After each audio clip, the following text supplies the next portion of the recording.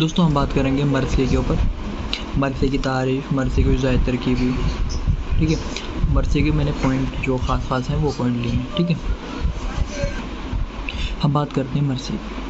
مرثیے کا موضوع عام طور پر شہدائے کربلا، یعنی جو کربلا میں جو شہید جو ہوئے تھے ان پہ، اور خاص کر سید الشہداء ہیں ان لوگوں پر. اردو میں مرثیہ زیادہ تر انہی حضرات کی شہادت سے متعلق ہے، اور جو مرثیہ اول لکھے گئے ان کے اشعار کی تعداد لگ بھگ 20 یا 30 تھے، اور ان میں بین کے سوا کوئی دوسرا مضمون نہ تھا. بین بولتے ہیں یہ مرثیے کے زائد ترکیبی میں سے بین، ٹھیک ہے.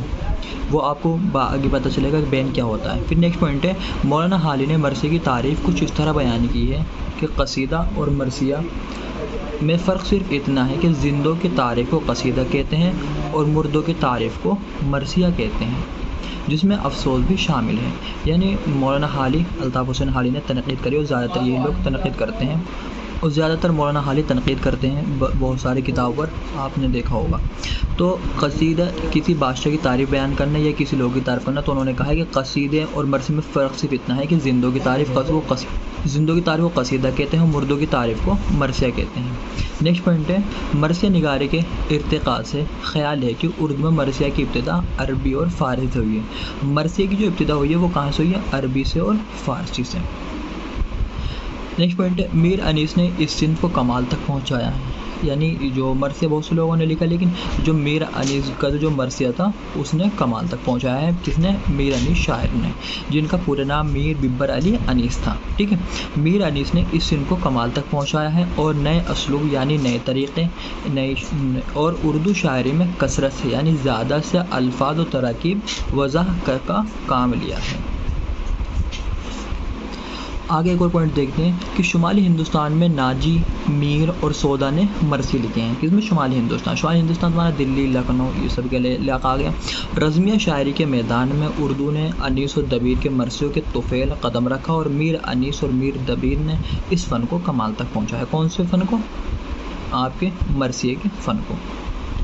نیکسٹ پوائنٹ ہے، مرثیہ گوئی نے لکھنؤ کی شاعری پر بہت اچھا اثر ڈالا، اور اخلاقی مضامین داخل ہوئے، جس کے نتیجے میں فی الواقع یعنی موقع پر لکھنوی شاعری کے ایک خوشگوار انقلاب آ گیا.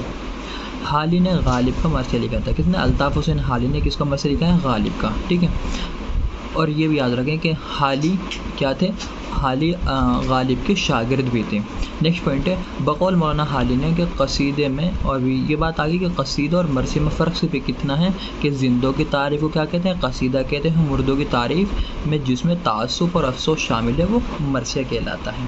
نیکسٹ پوائنٹ ہے کہ بقول شجاعت علی سندھولی کے کہ میر ضمیر پہلے شخص ہیں، میر ضمیر پہلے شخص ہیں جنہوں نے مرثیے کو تحت لفظ منبر پر بیٹھ کر پڑھا.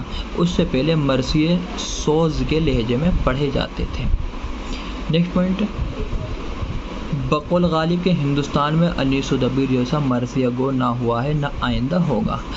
غالب جیسے بڑے شاعر کیا کہہ رہے ہیں کہ ہندوستان میں انیس و دبیر جیسا مرثیہ گو شاعر ہوا ہے اور نہ آگے ہوگا.